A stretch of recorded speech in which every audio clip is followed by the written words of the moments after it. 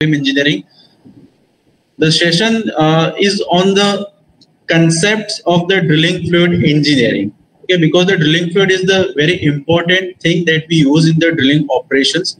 So we have to get the idea about what is the basic concepts of the drilling fluid engineering, and to deliver the session on the basic concept of this important thing that we have, that is drilling fluid. To deliver, we have the eminent personality from the industry, Dr. Dilip Gaur sir, Dr. Milap sir, sorry, Dr. Milap Gaur sir. We have. Before going on to the session, before the sir will start the session, I want to take just a few minutes to just introduce about Milap Gaur sir. The journey of the Milap Gaur sir is very inspiring for the young professional like us, because the Milap Gaur sir has done the masters in the chemistry, and then he has completed his doctor of philosophy in the disurfactant mechanism. Then he has worked in the prestigious companies like ONGC, Kuwait Oil Company, SR Oil, as a mud engineer, as a mud supervisor, as a superintendent chemist. And then he has also worked as a junior research fellow and the research assistant in the benchmark institute like CSIR. Now the Milap Gaur sir is working as a chief and managing director of the KNMP Drilling Fluid Services Private Limited. And very few people from the industry will be aware about that. The Milap Gaur sir has two doctor of philosophy in two different subjects, and the sir also has published two books also on the mud engineering and the drilling fluid parameter. The Milap Gaur sir is also the IADC accredited course instructor and the technical advisor to the Trenchless Engineering Private Limited. So the introduction is in detail. I don't want to take more time because the Milap Gaur sir has very vast knowledge to share with us. So now I want to hand over the session to the Milap Gaur sir. Sir, the session is all yours. Good afternoon, everybody. And thanks, Professor Jain, for speaking so high of me. And you really made me very nervous. I am not that great. I'm just a simple man. Okay. Having spent 4 decades in the drilling fluids discipline, in the oil and gas discipline, I have developed some sort of an understanding of drilling fluid, which I am going to share with all of you. Most of the times when we talk about drilling fluids, people really talk about all the advancements, all the complicated structures, all the jargons of mud engineering. But what they fail to understand is that we have to first understand the basic concepts of drilling fluid engineering. On that basis, then you can build a beautiful empire of mud engineering, depending upon your own caliber, depending upon your own desire and all. So I'm going to start with the scratch, basically. My discussion is not going to be exactly in the same chronological order as a PowerPoint presentation, but it's going to be more or less like that.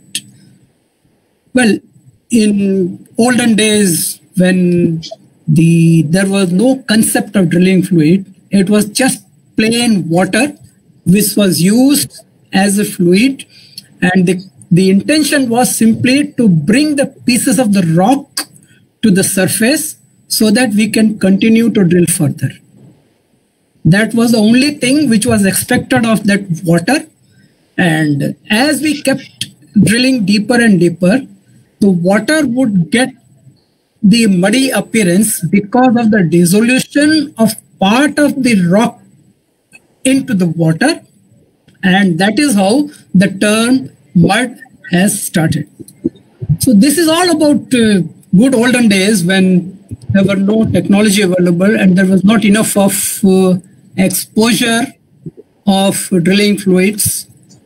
But I mean, we all know that necessity is the mother of invention. So when we found that we were using plain water, we were getting a lot of problems which were creating hurdles in our progress to drill faster, to drill safer, and to drill smoother.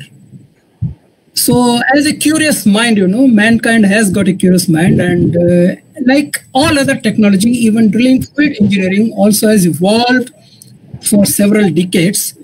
And now I'm going to give you a very generic definition of drilling fluid, which can be defined as a complex chemical entity of the continuous liquid or gas phase, which has got several solids either dispersed or suspended or dissolved. The solids can be inorganic in nature, the solids can be organic in nature, and the doses and the composition of each component of the drilling fluid is specific of the requirement of the whole.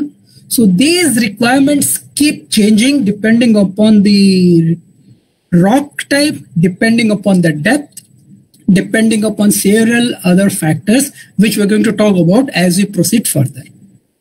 So this definition is actually able to give you a very clear picture of the generic concept of mud.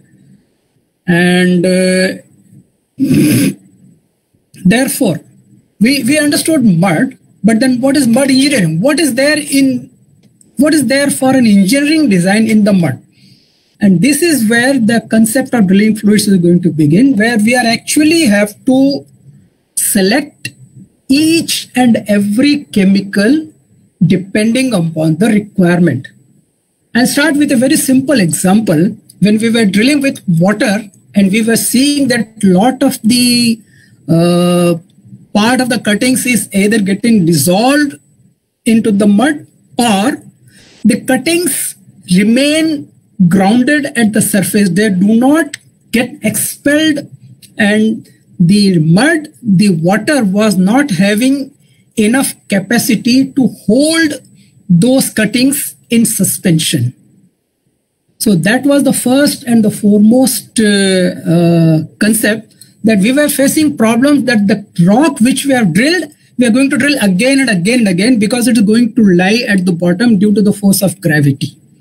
So we have to have some sort of mechanism in the so-called water that it is going to keep those drilled rock in suspension and it will not allow the rock to fall down. So that is how that was the first concept. Now the next concept what we also encountered was we were able to drill, but over a period of time, the hole would deteriorate in the quality. The size of the hole is going to change. The shape of the hole can be crooked. So a lot of mechanical as well as physico-chemical and chemical interactions were going on simultaneously as we kept drilling. And we need to have a handle of those changes, and we need to try to tame those changes by composing the drilling fluid to get the maximum benefit out of it. And that is where these are the different functions of a mud, which a mud is expected to carry out. We all know that the most important function, of course, ages together, we have to bring the cuttings to surface. And we have to also have the property of exerting hydrostatic pressure on the wellbore to keep it mechanically stable. Now I'm going to take few minutes on this mechanical stability of the rock here, because the rock, when it is in its native state, is in perfect equilibrium. All the forces are equilibrium and the rock is stable. But the moment we make a hole in the rock, what we are doing is we are actually disturbing the equilibrium of the rock, and this disturbance in the equilibrium of the rock is going to instigate the falling of the nearby pieces of the rock. Imagine like a packed room of 500 people is there, And suddenly, out of those 500 people, 100 people leave the room. So the remaining 400 people are now going to readjust themselves to become a little more comfortable, but they will still occupy the entire room. Same way, when we make a hole in the rock, the adjacent forces are going to realign themselves, and this realignment of forces is going to cause a change in the size as well as the shape of the rock, depending upon the various forces which are active. Now, without going into the details of those forces, because that is a completely different topic, the stresses which are there in the near wellbore are very popularly called as Hooke's stresses. And these Hooke's stresses become less and less significant as the distance of the rock from the wellbore keeps increasing. So the stress is inversely proportional to the distance of the rock. That is why the most important part of the rock which gets affected is the which is in the immediate vicinity of the wellbore. So how do we handle this? Whatever is the stress force which is causing the change in the shape and the size of the wellbore, we need to apply an equal and opposite force on the rock to keep the rock stable despite making a hole, which means we have to make the mud heavier. So we have to add certain additive which is going to increase the weight of the mud. We all know the specific gravity of water is just 1. So plain water is going to be only 1. So we need additional weighing agents which are going to impart enough weight to the drilling fluid so that the hole remains mechanically stable. There are various other factors of the instability of the hole, which we will discuss at the later stage. But immediately, to keep the hole mechanically stable, we need to have enough weight in the mud. So that is what is exact hydrostatic pressure to keep the hole integral. And of course, we all know that when a bit is going to cut the rock, there's a lot of torque which is developed and a lot of abrasiveness is going to be there. Fortunately, water is a liquid and most of the liquids are natural lubricant. So they do provide lubrication, and our water is a good conductor of heat and electricity both. So it is also going to absorb the heat which is generated by the action of the teeth of the bit on the rock to make it into pieces. So this additional heat which is generated is dissipated with the medium of mud up to the surface when the mud is being continuously circulated as we keep drilling. So bringing the heat, bringing the cuttings to surface, keeping the hole stable and providing lubrication to overcome the abrasiveness of the system are the functions of the mud. And I'm sure we all know that once we have drilled a specific section of the well, then we are interested in knowing what is the geological properties of that rock, what is the porosity, what is the permeability, what is the water saturation level, what is the temperature of the rock, what is the pore pressure of the rock, what is the breakout pressure of the rock. All those factors which we find out by the help of conducting logging operations. And logging operations are again a sort of a tool which is lowered into the wellbore, and this tool is going to transmit electrical signals, and those signals are being transmitted and carried to surface by our mud, which is basically electrically conducting. And I already told you that the drilled cuttings have to be kept in the suspension and stabilize the wellbore, of course, which I have told the mechanical stability. There is a chemical stability of the rock also very important, which we are going to discuss. Now, these properties are the most basic requirement of any drilling fluid. There are a host of other properties, like I can say that a mud should provide a non-corrosive environment. That means the alkalinity of the mud has to be kept above 7, where the medium is going to be alkaline. And we all know that the corrosion is a phenomena, electrochemical phenomena, which takes place when we are in the acidic medium. If the pH is less than 7, then the presence of hydrogen ions are going to trigger the corrosion phenomena. So by keeping the pH above 7 in an alkaline environment, we are negating the probability of corrosion. And there is another very important aspect of mud.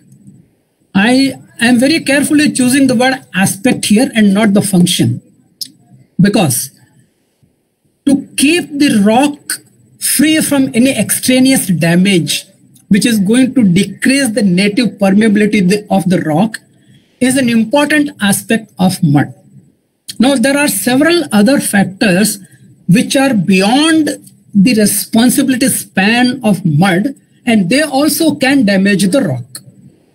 So if we say that the function of the mud is to not to allow the formation damage, then actually it is a sort of overstatement, because there are several factors where mud has got no role to play, but they can damage the rock.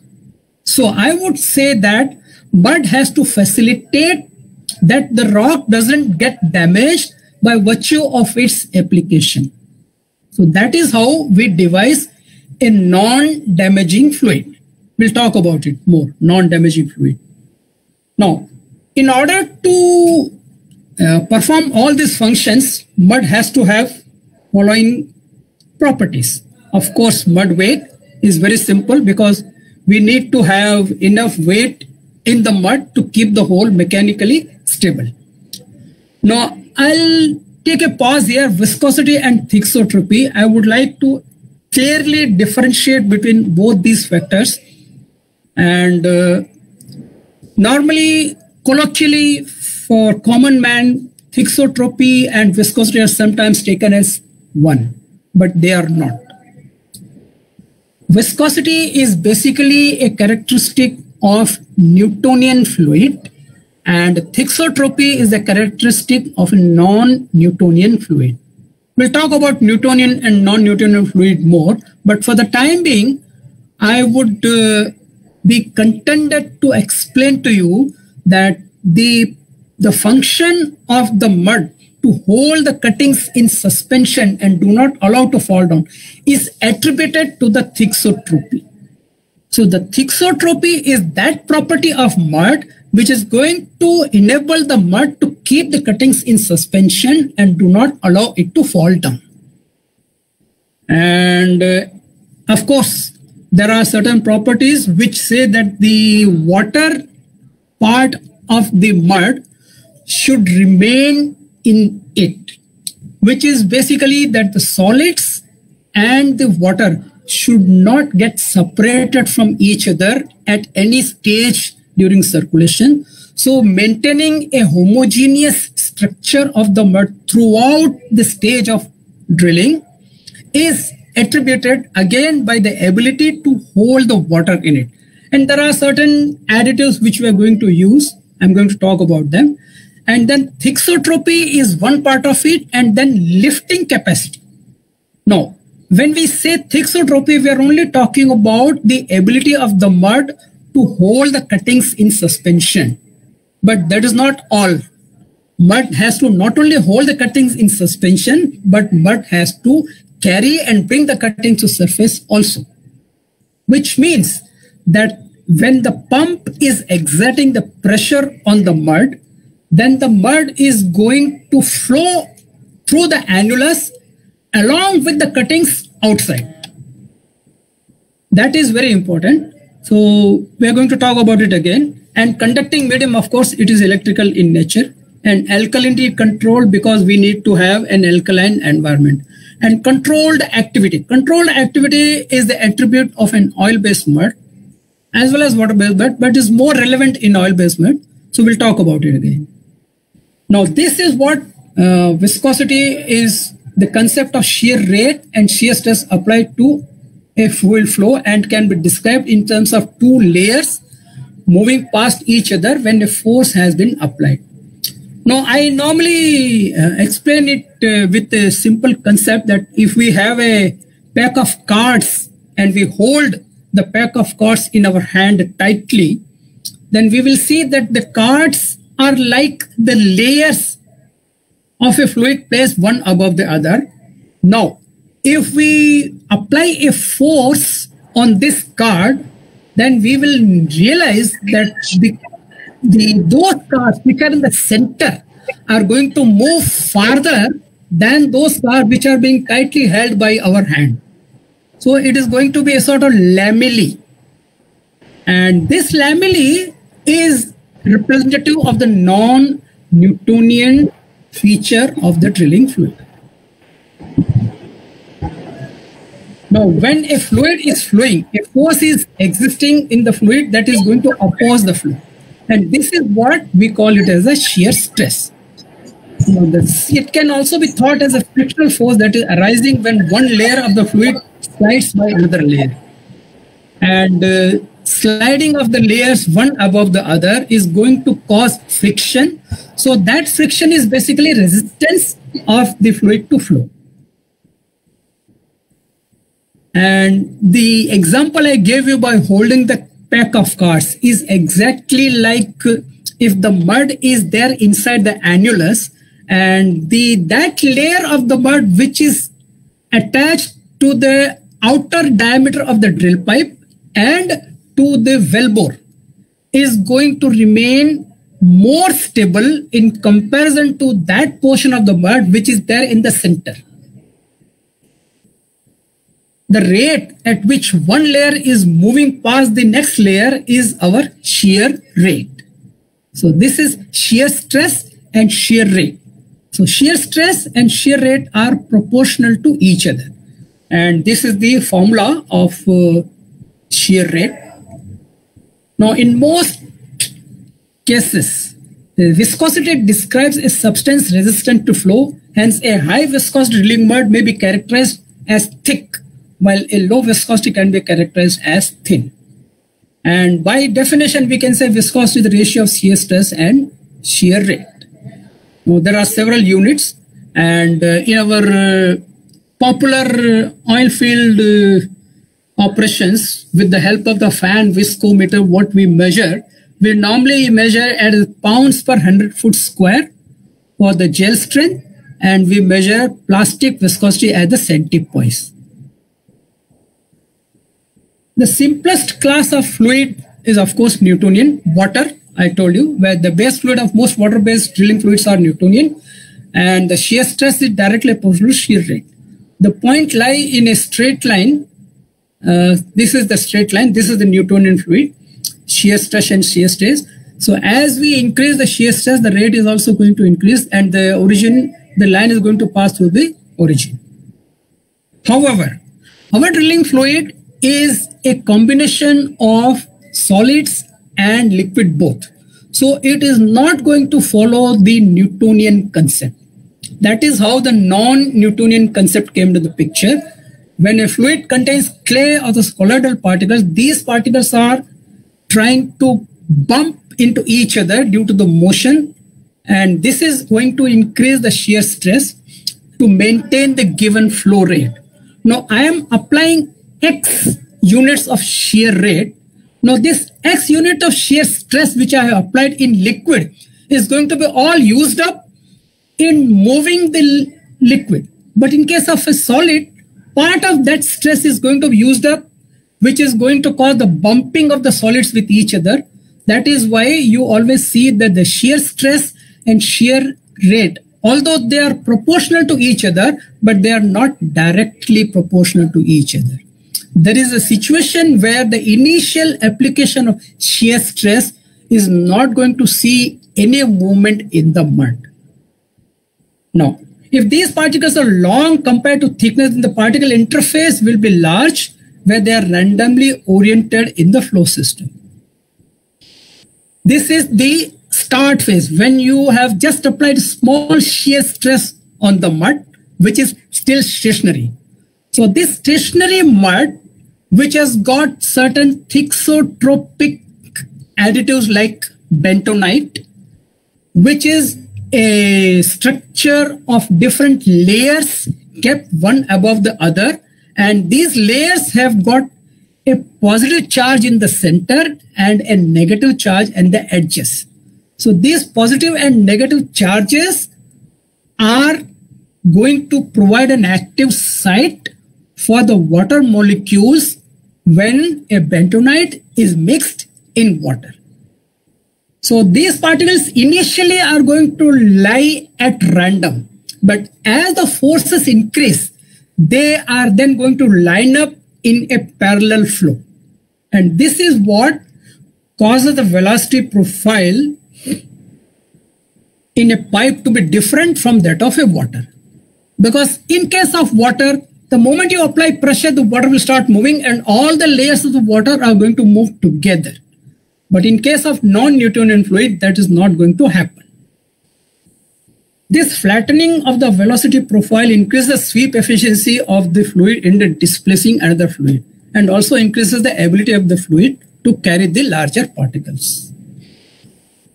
So I think by this time, I am expecting that everybody is clear about the difference between the Newtonian and the non-Newtonian fluid.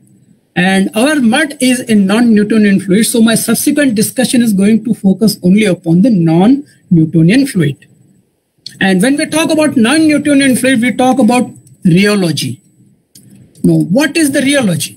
Rheology is the science of the study of the deformation of matter. So the matter is going to deform when it is subjected to certain external pressure or external force. And this deformation of matter is such that when the force is withdrawn, the matter may not come back into its original shape. If it comes back into original shape, then that is an elastic matter. So that's the difference between the elasticity and the plasticity. So our mud is more plastic in nature, which means that when a pressure is applied on the mud, the solids are going to get separated from each other over a period of time. But when you withdraw that pressure, the solids are again going to get aggregated, but the aggregation of the solids and the dispersion of the solids are not exactly the same. The solids may aggregate in a different fashion than they were before. So that is what the difference is between the plasticity and the elasticity. Now, Newton has said that the flow behavior of the Newtonian fluid is also called the Newtonian model. However, since most drilling fluids are non-Newtonian, the model does not describe their flow behavior. In fact, no single rheological model can precisely describe the complete flow characteristic of all the drilling fluids because it is a very complicated phenomena. And the first effort was made by a gentleman called Bingham.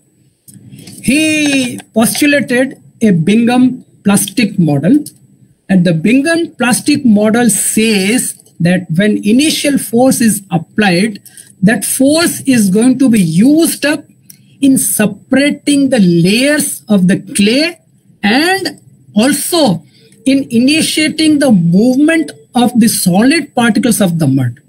So our mud contains several actively charged solids like clay, bentonite, and it also contains several inert material like barium sulfate, barite.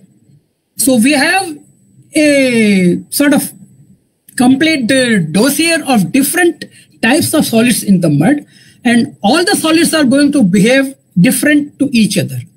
So that solid which is responsible for the initial gel strength of the mud is bentonite, because bentonite is consisting of layers which has got the tendency to swell and to provide excess space between the lattices of the clay for the water molecules by virtue of the reaction of the hydrogen ions along with the negatively charged clay and the hydroxyl ions with the center cationic structure.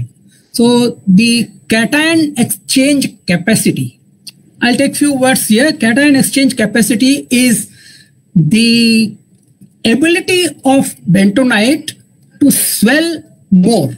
So higher is the cation exchange capacity, more is going to the ability of the bentonite to swell. So when bentonite swells, then it is going to offer resistance to its initial flow, because these layers are going to stack up again one above the other when there is no pressure applied on it. That is the whole game here. Bentonite has to have good mechanical shearing and good mechanical agitation and time for it to completely swell. So that is the concept on which Bingham postulated that the plastic fluid is going to be exhibiting the character by the charges and by the inert solids in the mud. And when the initial forces of gel strength is overcome by the application of a finite unit of shear stress, then the mud is going to flow. Now, Bingham postulated that once we have overcome the forces of resistance of the fluid to flow, subsequently the shear stress and shear strength are going to be directly proportional to each other, as if it is behaving like a liquid. That was his postulate. And we all know that initially that postulate was framed, but that postulate subsequently was found to be defective, because especially the flow behavior of the drilling fluid is very, very complicated at low shear rate as well as the high shear rate. Although it is not a part of the presentation, but I'll take 5 minutes here because it is very important for all of you to understand that the fan viscometer, which we are using to describe the rheological properties of the drilling fluid, is measuring the resistance offered by the fluid in the form of the dial reading at particular dial speed of 600 RPM, 300 RPM, 200 RPM, 100, 60, 30, 6, and 3. These are different RPM readings. So those RPM readings which are being represented by the low shear rate are the one which are going to impart the thixotropic behavior, and that is by virtue of the charge-charge interaction of the charged particles there in the mud. And those particles 600 and 300 are exhibited by the inert solids in the mud. Higher the value of inert solids in the mud, more is going to be the 600 and 300 RPM dial reading. So suspension and holding is taken care by the gel strength of the mud, and the carrying capacity is taken care by not only the gel strength plus the solid content of the mud. Which means that if I have the same gel strength of two types of mud, but one mud has got more solids into it than the other, then that mud which has got more solids is going to have a better carrying capacity despite having the same gel strength. So various types of mud systems are there, of course. I mean, water-based mud, oil-based mud, foam-based, air-based, and solid-free mud. And each of them have got several subdivisions depending upon the additives predominantly used in them. Now, this is just a simple example where what I'm trying to show is that what are the ranges of mud weight for each type of mud system. And as the weight increases, obviously the mud is going to be more and more of solid oriented type unless we go for a solids free brine based drilling fluid. So these are some of the very important mud formulating and treating agents which we are using. Weighing agents, very popularly, although the most important weighing agent in the is barite, but there are several other options like hematite, like manganese coming up more and more different. So that is how they are also used in the preparation of the weighted drilling fluids. Viscosifiers, of course, bentonite is the first and the most popularly known viscosifier, which is going to impart the gel strength to the mud.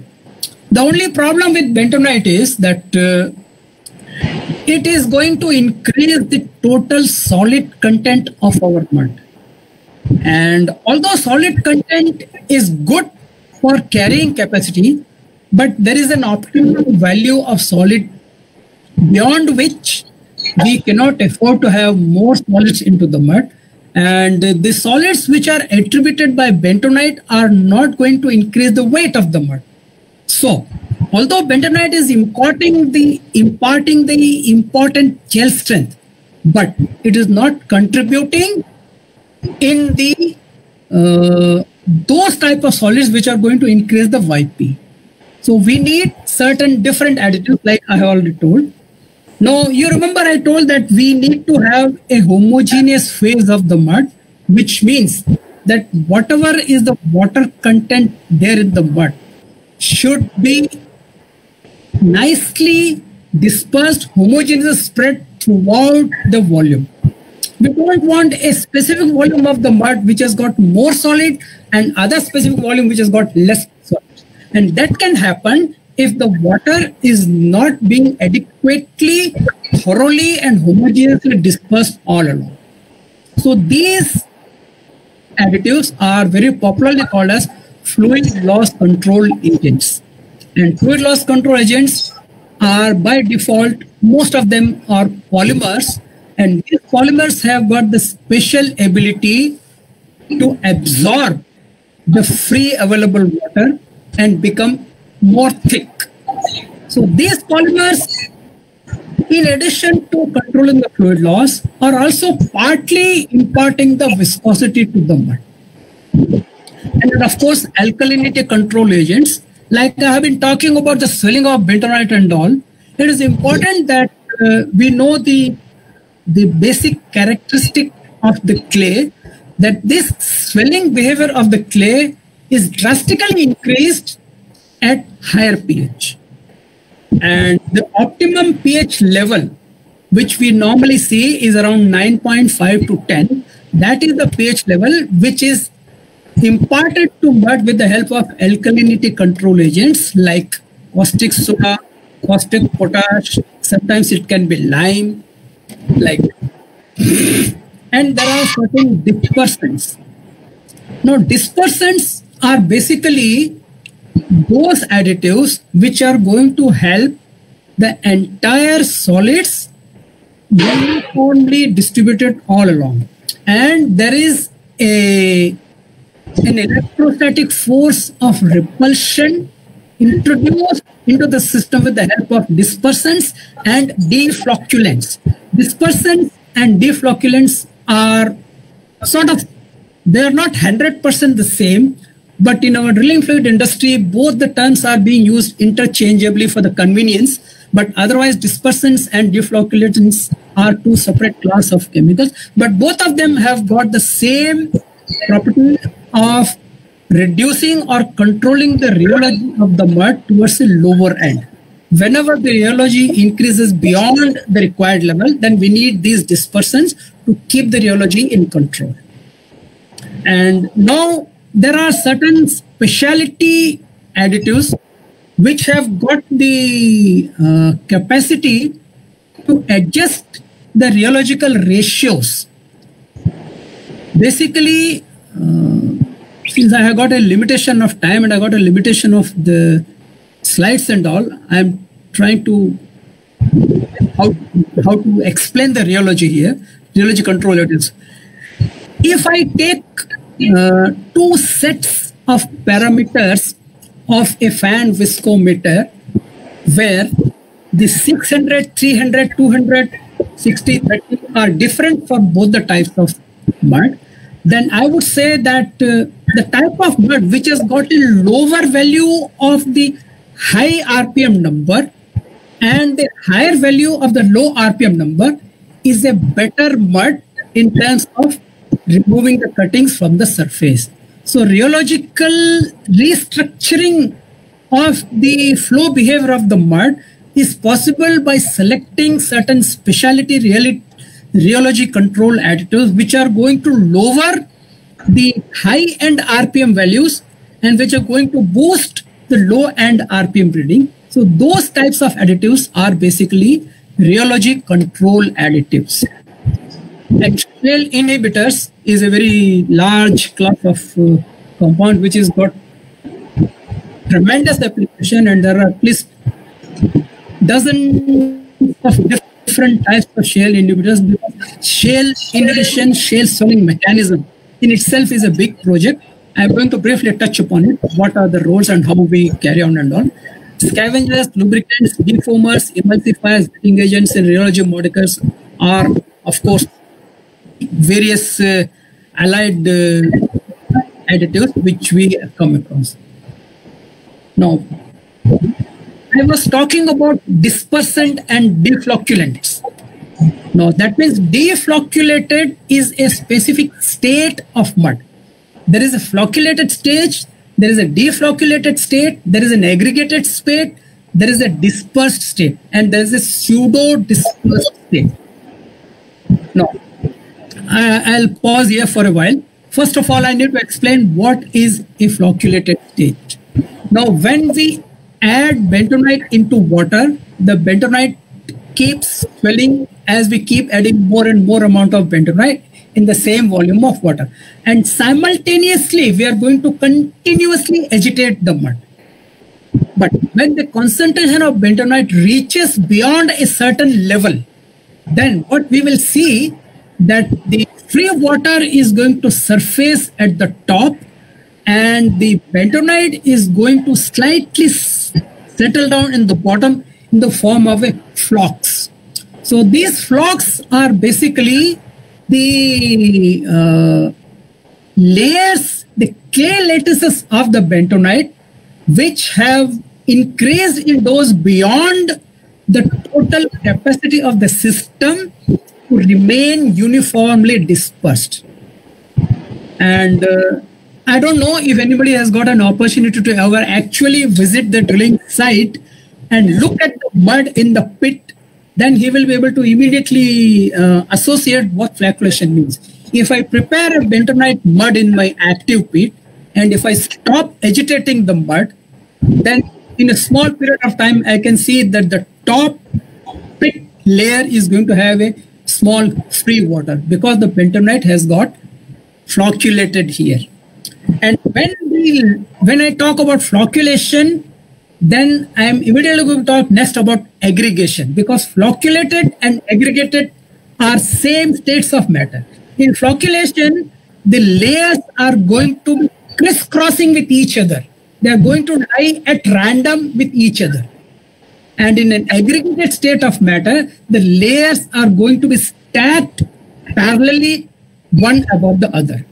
So that is the only difference between aggregation and flocculation. But in both the cases, the layers actually come closer. So when I say in flocculated state that the layers come closer, then obviously deflocculated is going to mean that the layers are going to stay away from each other.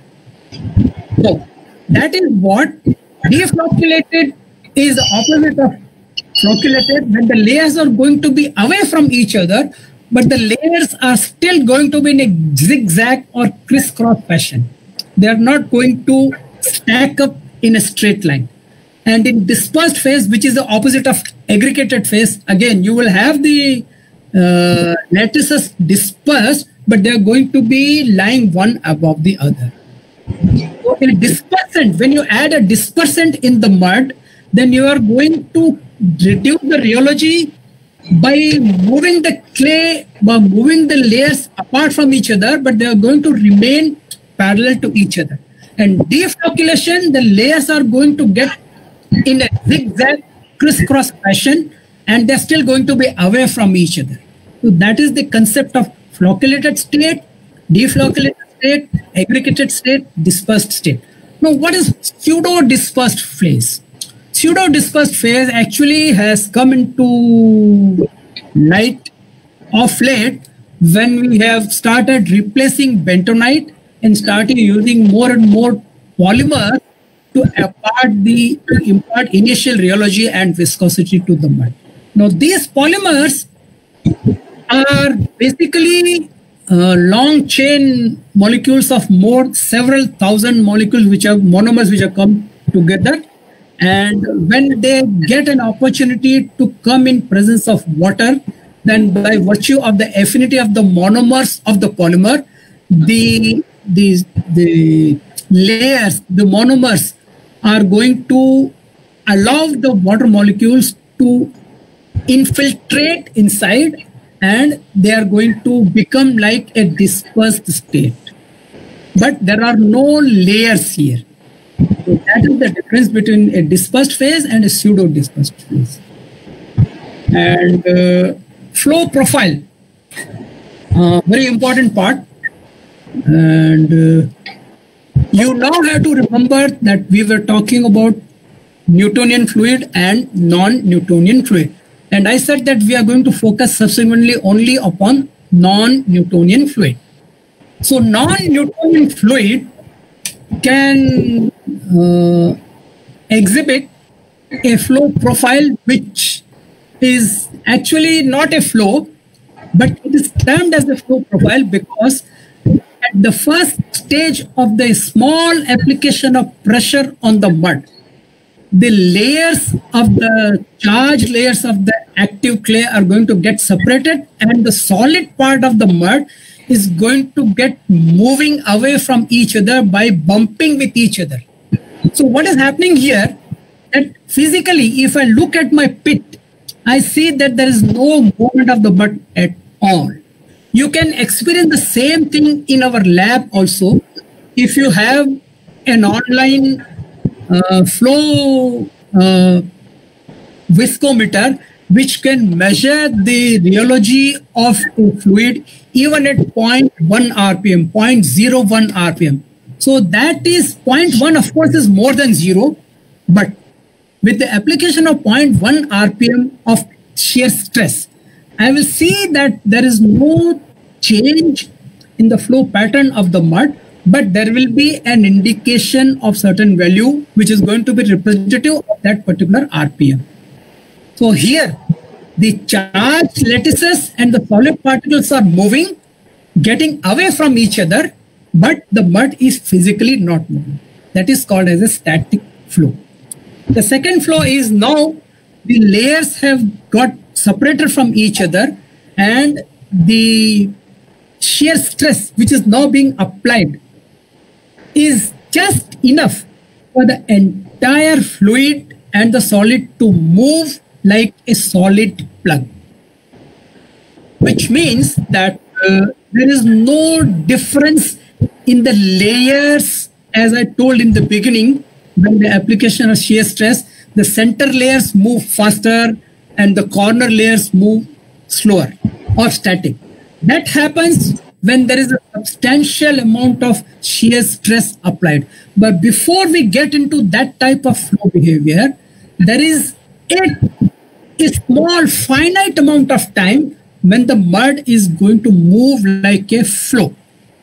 Now I'll quote one example here of the plug flow. Those who have some access to cementing operations, we carry out a lot of cementing operations in our drilling operations, and we lower a bottom plug and we lower a top plug. And when we are displacing the slurry out of the casing, then our intention is that the top plug should go and hit at the bottom plug, which is an indication that the complete slurry has been displaced out of the casing. And that is a calculated, previously known volume. So I know that my total displacement of volume is, let us say, 1000 barrels. Now I keep pumping at a very high rate, and I reach to a stage of 996 barrels, 997 barrels.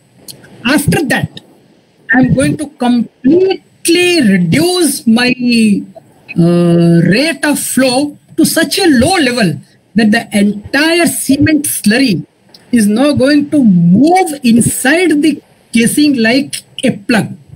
And this plug flow is important because this plug flow is going to ensure that the hitting of the top and the bottom plug is completely foolproof and there is no false indication. So this is the only known example which I can immediately recall as to explain what is the relevance of plug flow in the real operations.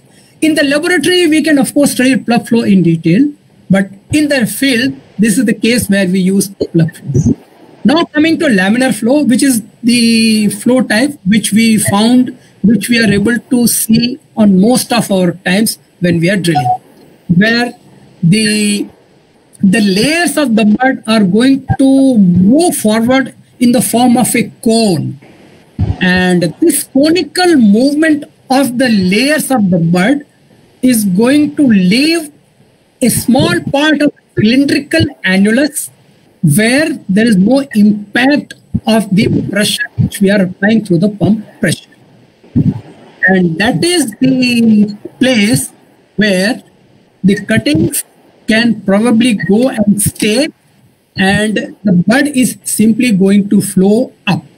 So a part of the cuttings are carried by the mud in laminar flow, but that part of annulus which is not getting flushed because of the inadequate flow rate in laminar flow is going to be a house for some of the cuttings to settle down there. So laminar flow, although is a very popular flow, and in most of the times we do have laminar flow in our annulus, but as far as hole killing is concerned, the turbulent flow is most appropriate. Turbulent flow is basically at a higher annular velocity. When you keep on increasing the annular velocity indiscriminately, then there is a particular value of annular velocity beyond which the flow behavior is going to change. And the difference between the laminar flow and the turbulent flow is that the top part of the mud is going to chisel out and there is not going to be any conical flow. And this chiseling of the flow at the top of the mud is basically a sort of insurance that yes, the entire annulus is going to be completely flown and completely removed from the cuttings. So that is turbulent flow. And there's another flow profile which is very popularly called as eddy currents. And eddy current is, again, if you keep increasing the flow rate beyond turbulent flow, then we are going to, in fact, partially break some of the layers of the clay, and the entire flow pattern is going to become so chaotic then it is like you have to understand that if we allow the mud to pass through a constricted passage, then due to higher pressure drop, there is going to be eddy currents generated in the mud at that particular phase. And eddy currents is basically a waste of power.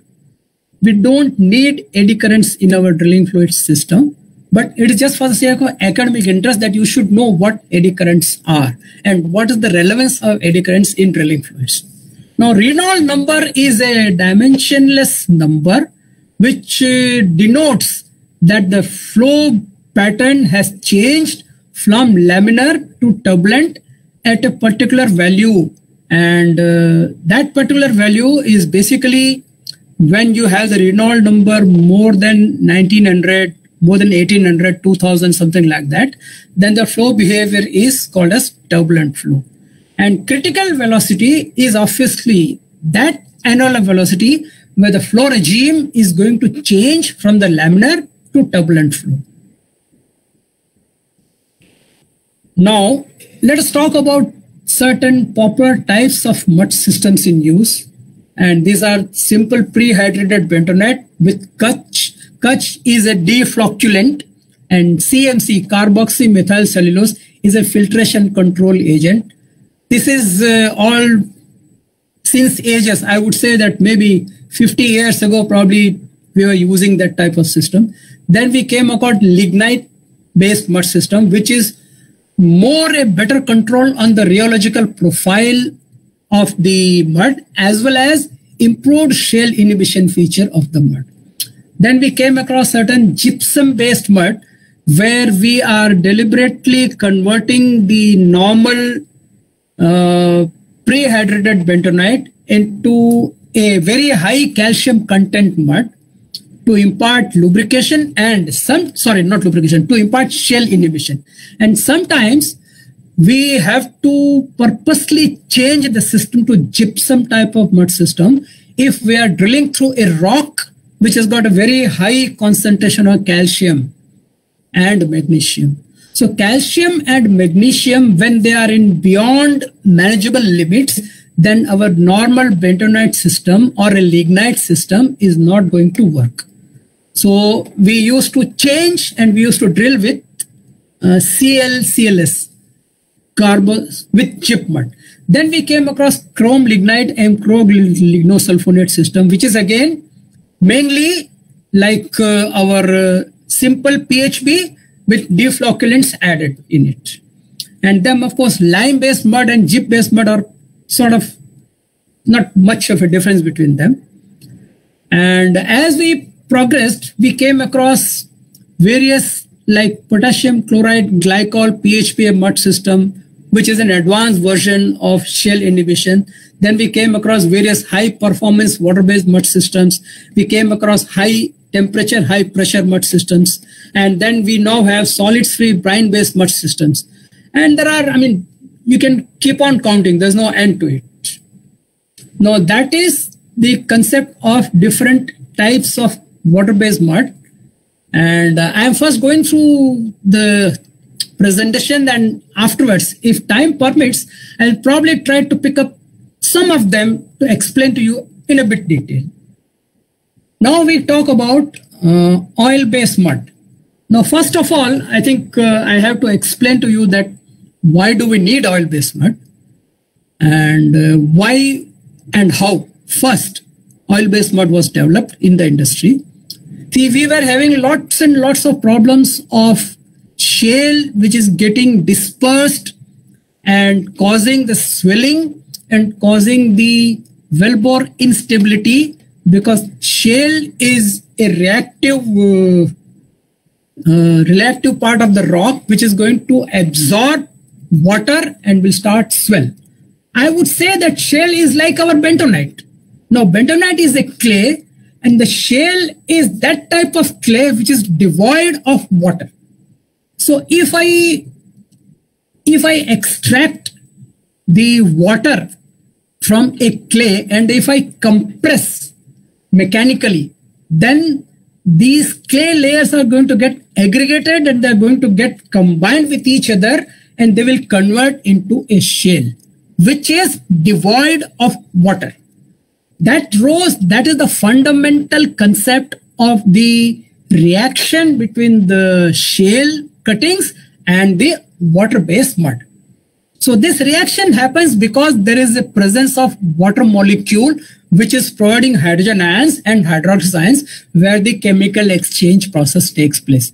Now, if we remove the water at all completely, then we are going to provide a non-polar environment to the mud. And if there is a non-polar environment, then all the shale-related reactions are going to go for a complete no-no, because there is no water available. So there are no shale interactions. And that is how oil-based mud came into picture. And as the advancements kept on and on and on, various derivatives of oil-based mud have come up in the market. And initially it all started from 100% oil, but subsequently we realized that there are a lot of problems associated with 100% oil. We started then making an invert emulsion oil-based mud. Now there are a lot of advantages of non-aqueous mud, of course, shale stability and temperature stability, because water-based mud, lot of the components are temperature sensitive.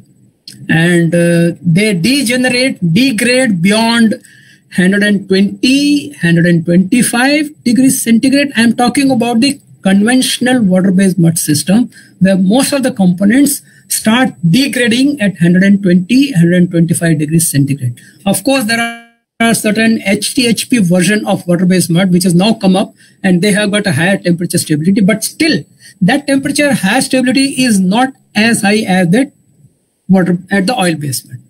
And of course, oil is lubricious, so you will always have higher lubricity in oil-based mud. And all the chemical contaminations are basically the reaction of the charge interactions. And since there is no charge available in the oil-based mud, so there is no chemical contamination. And since the clay is not swelling, therefore the hole is going to remain engaged. And solid tolerance, because there are no charge interactions, so solids are not going to react, solids are not going to get mixed into the mud system.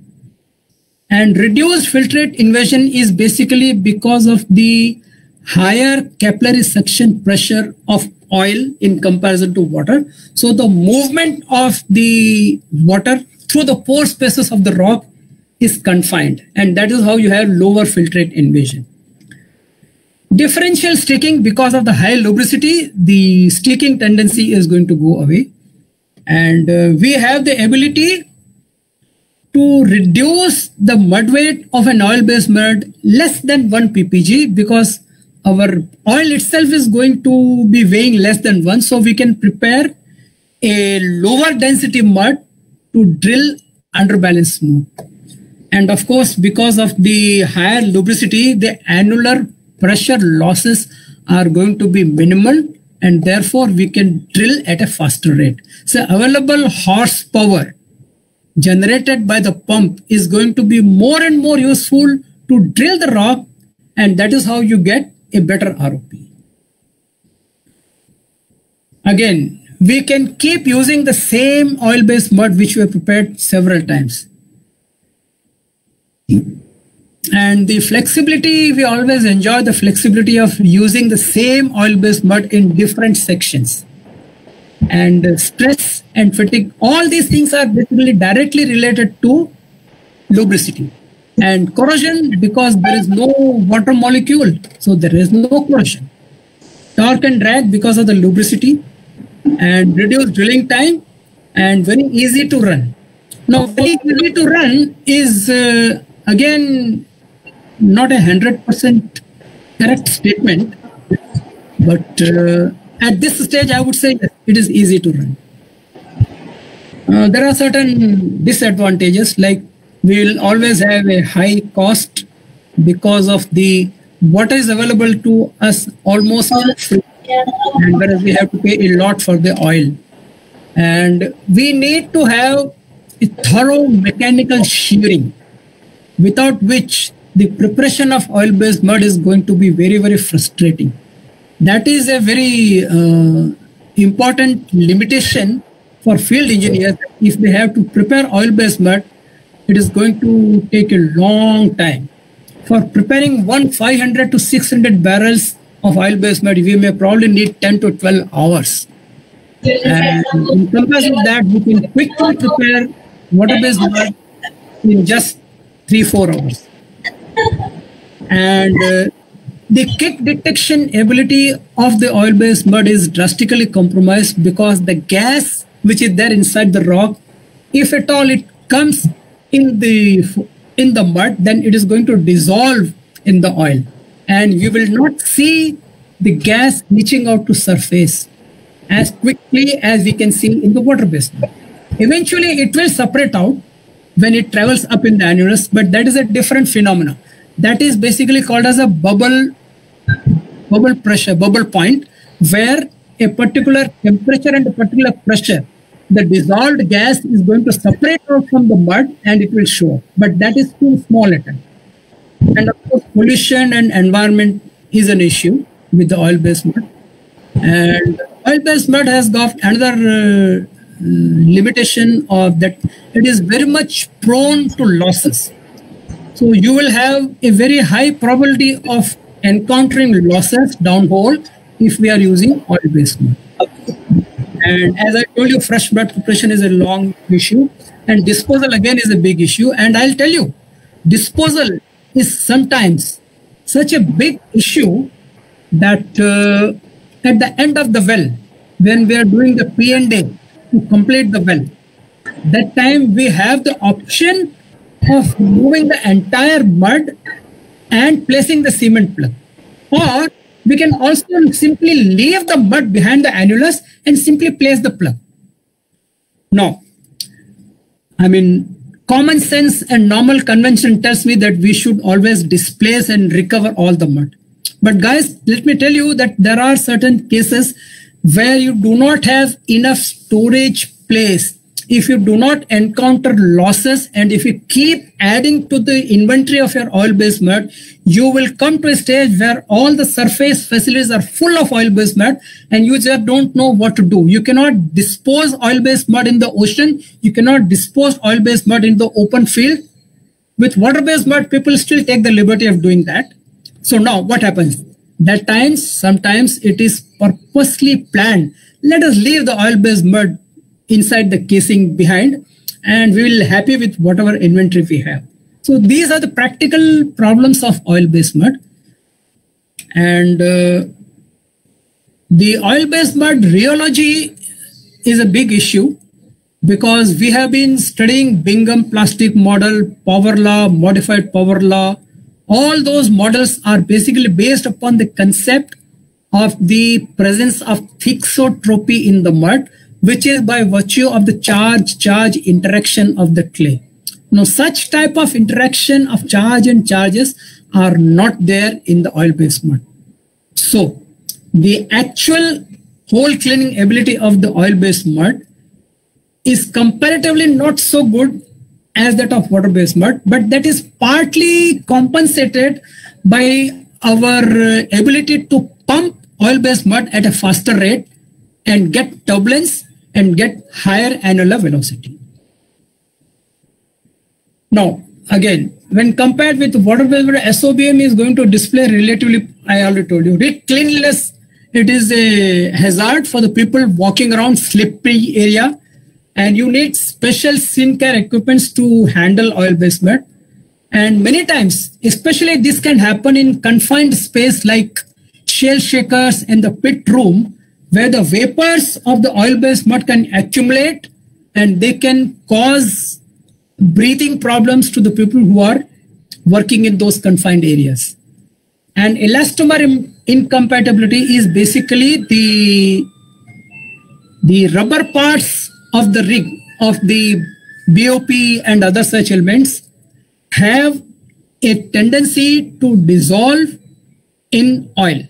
So elastomer incompatibility has to be first confirmed by laboratory testing that the oil which we are using is not going to dissolve the rubber components of the rig system. Then only we can use it. And of course, fire hazard is there. But let me tell you, I think fire hazard is probably, I wouldn't say, because I have not seen any specific case that the fire has occurred only and only because of the use of oil-based mud.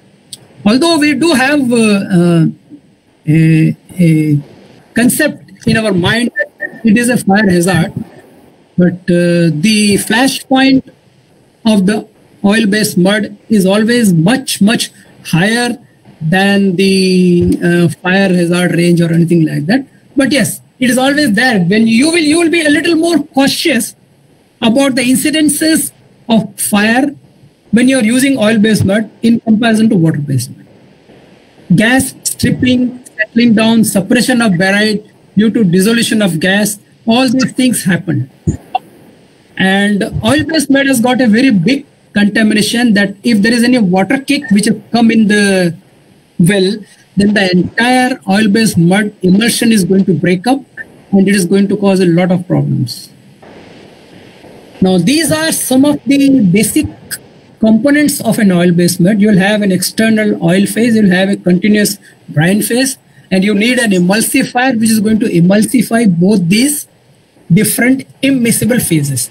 And you need lime to activate the emulsifier. Most of the emulsifier are actually surfactants, And when we treat them with lime, then you create a short head of calcium ions, which is giving an opportunity for both the types of immiscible fluids to cling to the emulsifier. And we don't have any bentonite here because bentonite swells in water, but we have equivalent organophilic clay, which is going to be used in the preparation of oil-based mud. And of course, other things are there. But here's another thing which is more important is oil wetting agents. Now, in the water-based mud, all the additives are naturally water wetting, and our liquid phase is also water. But in case of oil-based mud, our actual wetting characteristic of the mud is oil wetting, but the solids which we are adding are not oil wet. So we have to add a specific wetting agent. This wetting agent is actually going to get coated itself on the outer periphery of the solid to impart them oil wetting feature. And unless the solids are oil wet, we cannot get a good emulsion. So oil wetting agent is something which we don't add in water-based mud because it is not required. But in case of oil-based mud, it is essential. Bridging and sealing agents are special class of additives which, although we use in water-based mud also, but their frequency of use in the oil-based mud is obviously higher because oil-based mud is prone to losses, and bridging and sealing agents are there to help you prevent losses. Rather than trying to cure the losses, we would like to take a remedial measure by preventing the losses, for which we need bridging and sealing agents. And of course, weighing agents is common in both the types of mud. This is just a generic formulation of a typical oil-based mud where you can have, and I have already cautioned here that this is only a representational generic description. It is not a yardstick. For every specific preparation, you have to go through the process of formulating the mud depending upon what are the parameters and what are the properties expected of it. Now, this is a high performance water-based mud. High performance water-based mud and normal water-based mud, the big difference is that the capacity of the high performance water-based mud to resist shale inhibition is very high. It is not going to allow the shale to swell although water is present. And that is the one which distinguishes the high performance water-based mud from the normal water-based mud. And the focus is multi-pronged approach to minimize the shale swelling. And this shale swelling is minimized by a primary shale inhibition agent. Then of course we have some lubrication added, and anti-accretion. Anti-accretion is basically nowadays, not nowadays, there were situations when the big companies were facing a lot of problems of accretion of the good stuff. People who are better would like to move away from and find a better place for themselves to work. So accretion, that means leaving the job. So same, anti-accretion is basically here the cuttings which we have generated. This anti-accretion agent is going to keep the cutting intact. It is not going to allow the cutting to swell or disperse or diffuse in the water-based mud. And encapsulating agent is going to form a plastering effect on the wellbore, and this time you cut off the reaction between the wellbore, inside water and your mud. Anti-swelling agent, of course, not going to allow the rock to swell. So what are the advantages of the high? Of course, very simple. The shale inhibition is high. Better lubricant is going to facilitate faster ROP comparable to SOM. At times it can be even better than that. There are field cases where we have found that high performance water-based mud has given ROP better than SOBM. And most of the environment related aspects of SOBM are eliminated here, and handling and fire hazards are eliminated, of course. And there's one problem of oil-based mud which I probably did not discuss or did not write there. It is the inability of the wells drilled with oil-based mud to have a good quality cement job, because oil is basically non-polar in nature and cement requires polar water molecules to form a bond. So in the absence of the polar water molecules, the quality of the cement job in the oil-based mud is comparatively not so good as it is in the water-based mud. But we have found a solution to it, and there are a lot of various types of spacers which we can use, and those spacers are going to change the wettability of the rock, and we can conduct the cementing job in oil-based mud also equally good as water-based mud. And the loss resistant feature of the oil-based mud is overcome in case of high performance water-based mud. Now I'm going to touch upon deep water drilling fluid. Before going into deep water drilling fluid, I would like to spend some time on what is actually different in deep water, which makes the deep water drilling fluid so special that we have to talk separately about it. A mud is just a mud. I mean, whether it is a deep water location or an offshore location or a land location, it has to bring the cutting to surface, it has to keep the hydrostatic head, it has to provide all sorts of things which we have discussed. But the difference comes here because of the water depth. The water depth, when it crosses beyond certain minimum value, then the total pressure which is exerted on the sediments below the seabed will increase drastically. And this pressure which is exerted on the sediment by the column of seawater is going to make the rock just below the seabed very, very soft, very fragile, and very unconsolidated. So this unconsolidated, soft and fragile rock is vulnerable to break up because the fracture pressure of such rock is very, very less. And sometimes, as if these problems are not enough, we have another problem that at such a shallow depth, in such a low fracture strength rock, there are deposits of oil and gas. So these oil and gas which are trapped at a shallow depth in the pore matrix, which is very soft, is a big challenge to drill because you don't have enough margin to have the required mud weight to overcome the pore pressure and yet be able to stay below the fracture pressure. So that is the window we always have, pore pressure to fracture pressure window, within which we have to keep drilling. Otherwise, we are going to impart instability to the hole. So this becomes a big challenge in the deep water. There are several other challenges. Like, first of all, operational cost is very high because you have the extra water depth which you have to take care in your entire system, so that it is going to add up to your mechanical equipment and your other associated operations and all. And as I told that the rock is very soft, very unconsolidated, therefore the probability of losses is further increased in the deep water environment. So imagine that if you are using oil-based mud in a deep water environment, then you have to be 100% prepared to handle losses. So that is a big issue.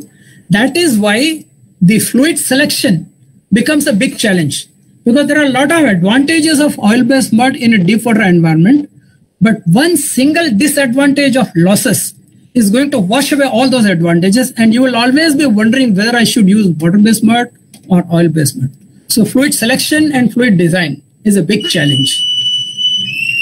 And solid transport is basically because the water depth all along, we are actually covering the entire water depth with the help of the risers. So these risers are very large diameter pipes which has got the pipe of almost around 20 inches in size. So a 20-inch size of a riser with a drill pipe of 5 inches diameter, you can imagine what is going to be the size of the annulus.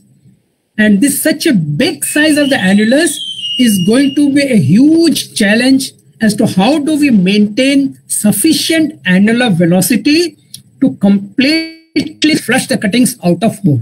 So that is a big challenge. And wellbore instability because of the low fracture gradient. And formation ballooning is a feature. If time permits, I'm going to touch upon it. It's a very important aspect. Now, we have another big problem of the formation of natural gas hydrates in deep water environment, which is basically a combination of water and natural gas, which lay in a solid state at a specific thermodynamically stable condition. When you have such thermodynamically stable conditions existing in the deep water environment, then you have the presence of natural gas hydrates, and to drill through the natural gas hydrates is a big challenge. And salt formations, of course, again, and the reservoir productivity is a challenge because you have to safeguard the rock from damage. And the handling of the large volumes, this is a big nightmare to mud engineer who is working on a deep water rig handling deep water drilling fluid, because the total volume at any given time which is in circulation can be of the order of 1000 cubic meters. Imagine 1000 cubic meters of mud is there in your active system circulating, and you have to maintain all the desired properties of that entire volume. So the treatment rate, the total consumption, everything is going to be in a mega proportion. So you have to think big, and you have to plan for bigger events. You have to plan for bigger problems. So your total preparedness in deep water drilling is at least 4 times more than the normal drilling. That is why you have a lot of issues related to deep water drilling fluids. And low seabed temperature is going to change the rheology of the mud drastically. And that again is a challenge as to how do we handle such high rheology at low seabed temperature and the low rheology at greater depth where the temperature is going to pick up as we keep drilling.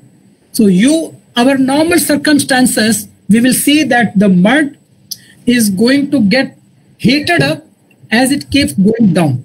But in case of deep water, it is not the case.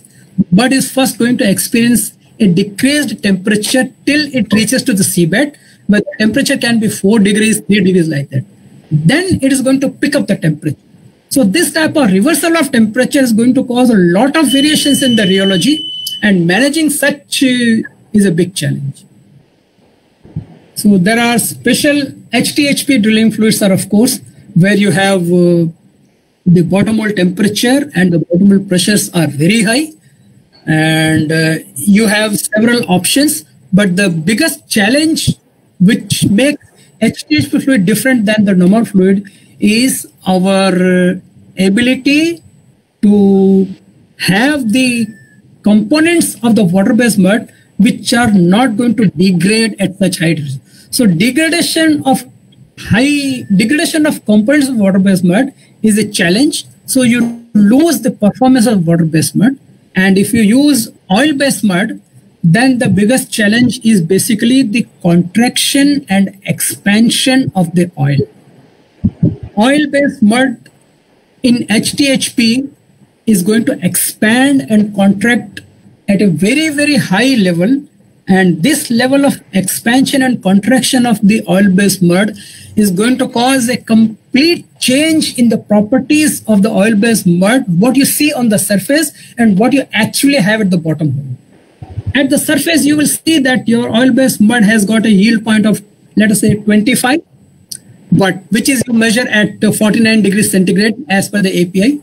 But at a temperature of 160 degrees centigrade, this 25 can be as low as even 10. So you will always keep wondering that I am having good YP, but I'm still not having hole cleaning. That is because you have to imagine that the mud at the bottom is completely different, and you have to then take corrective measures to the cuttings to surface. Although non-motion becomes a chaff, but increased probability of losses, number one, compression and expansion, And the kick detection feature, as I told you, that the non-aqueous mud is going to suffer from kick detection feature because of the dissolution of the oil and gas in the mud. And aqueous mud system with temperature tolerant additives will also have inherent problems of high gel strength. I have to explain this here. I'll take a couple of minutes more here. As in the initial stage, when the temperature is increasing, oil-based mud and water-based mud both become thin and the yield point is going to drop. But when the temperature crosses certain level, then the water is going to get evaporate and the solid content will increase, which is going to increase the gel strength of the mud. That is why nowadays we are finding solids-free high-density brine, which are giving better tolerant additives, are a system of choice. Special consideration, we have to keep a very close watch on the loss gain feature with fingerprinting, and we have to focus. Sorry to interrupt, sir. Yes. Yes. Sir, we have some time limitations also because it's already 2:30 and I have some questions also from our viewers. Okay, then I will conclude my session here. No problem. Yes, sir, because I have some questions from the viewers. Please, please. Let us now open the session for question answers. Okay. Okay, so first question from our viewer is that does the states of mud affect the performance of separators? State of mud affecting the performance of the separator? Yes, sir. Yes, it can. Because if you have the density of the mud as well as the viscosity of the mud high, then the efficiency of the extraction of the gas by the separator is going to go down. So yes, to answer, yes, it is going to affect. Okay, sir. Sir, the next question from the 5th semester of petroleum engineering is that what are the limitations and use of lignosulfonate mud?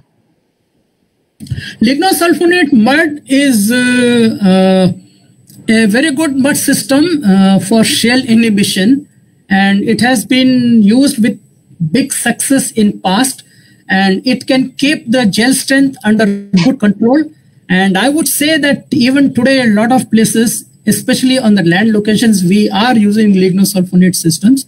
The problem actually arises because of the presence of chromium. Chromium is hazardous, and therefore disposal of the lignosulfonate mud system is a big issue. And second thing, shale inhibition feature of lignosulfonate mud system is not very good. We need a lot of, there's a lot of room for shale getting swollen in.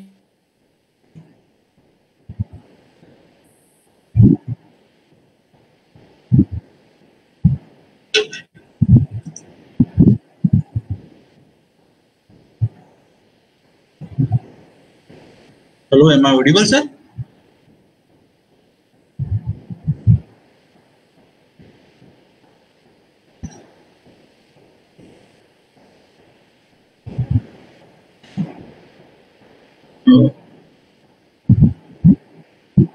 Am I audible, Milab God, sir?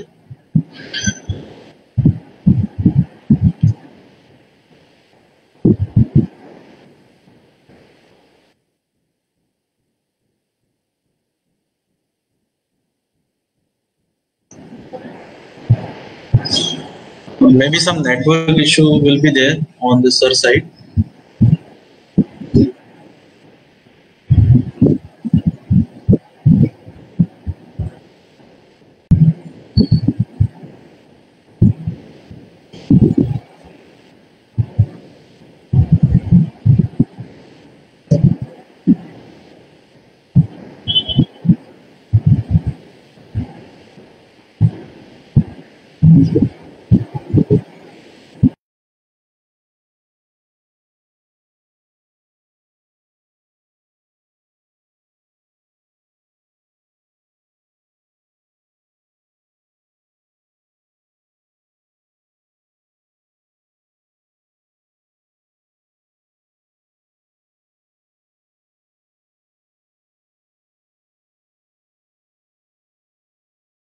The IADC accredited courses. Sir, can Okay, you? IISc accredited courses are basically, it's not good on my part to speak high of myself, but I would like to share here that I have got my own drilling fluid presentation courses which are approved by IIDC.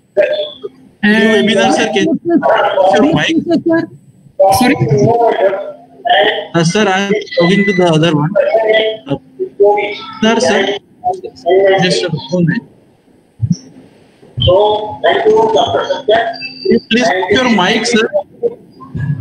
Today, on I talked down overview on ITR. So, Dr. Satya will give an overview on ITR. Yes, sir. Continue, sir. Milab, sir. Thank you, sir. Thank you, Patrick, sir, for the introduction. Thank you for the Pune University giving this opportunity to share whatever. Off your mic. Let me share my deck.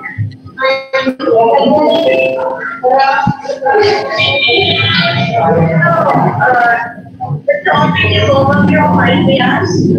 So I will cover most of the Yes. There was a lot of disturbance actually.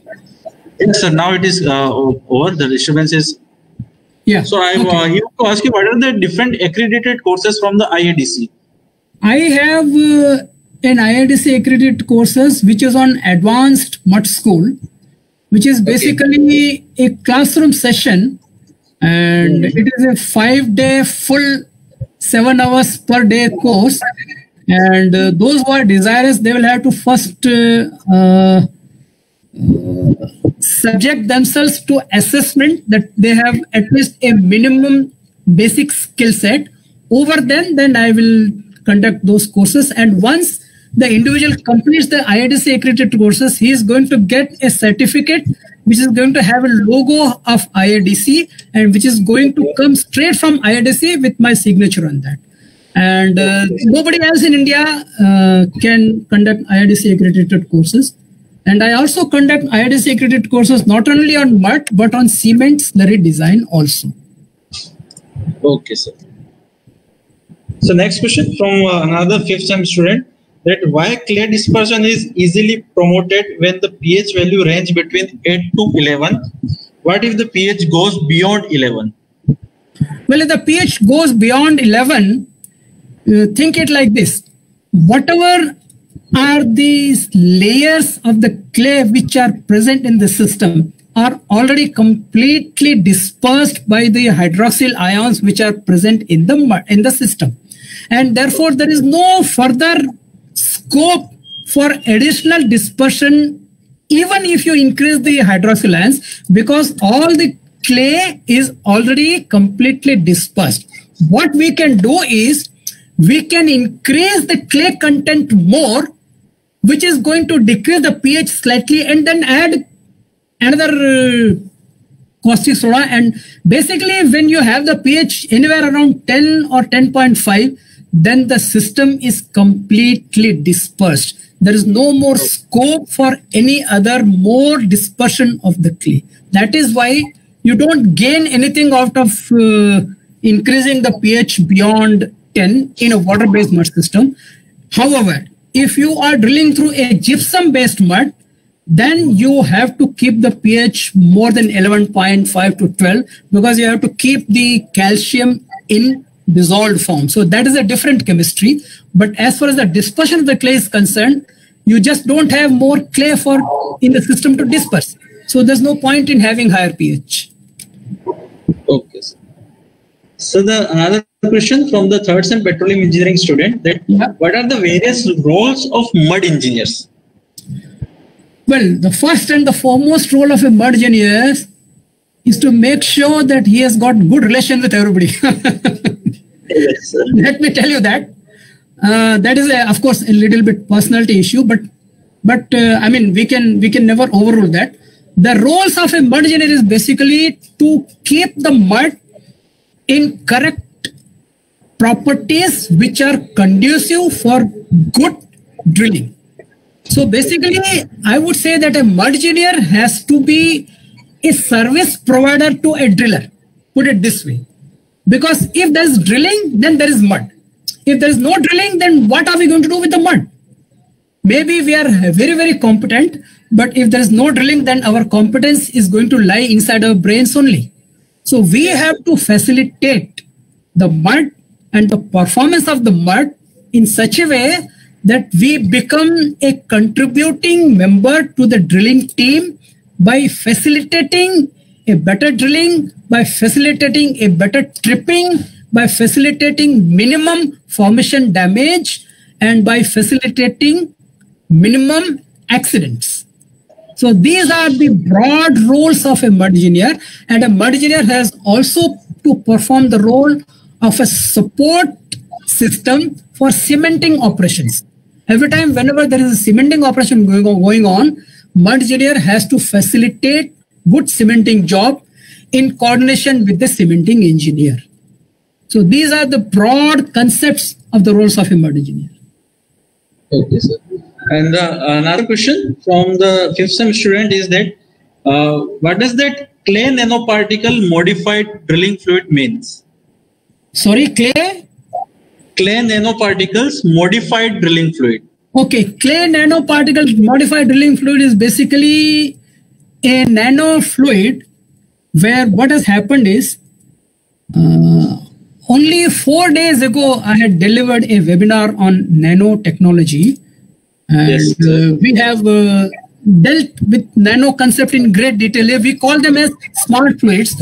And the main purpose of the nano fluid is basically the properties of the small particles are governed by quantum mechanics and not by classical mechanics. So the performance of the mud is going to increase several folds because of the higher surface area of the particles and because of the good suspending ability of the nanoparticles. I mean, in short, I can answer this much only, but otherwise nanoparticles have a full-fledged range of specifications, and nano clay will, where the clay is of the nano size, and when the clay is of the nano size, then the total solid content of the system is also kept under control. So this is how you get advantage with the help of the nano system. Okay, sir. Okay, sir. So, but we have some restriction on the time because next we have another webinar also. Okay. So it will be helpful if you will share your email ID, because if someone has any questions regarding the drilling fluid, he or she can ask you. I will share it with you after the webinar is over. And, okay, so if anyone having the question, thank you all for the opportunity. Thank you all for the opportunity. Okay. Okay, sir. So finally, I want to conclude the session that thank you, sir, for your precious time and delivering such a good session on the basic concept of drilling fluid. And we believe that the knowledge you have shared with the student will help them to develop a broad concept of the drilling fluid. And finally, they will opt a research topic also on the drilling fluid, because the drilling fluid is also a good research topic nowadays. So thank you, sir, for your precious time. And that's how I will conclude the session. Thank you very much. Thank you. Bye-bye. Thank you, sir.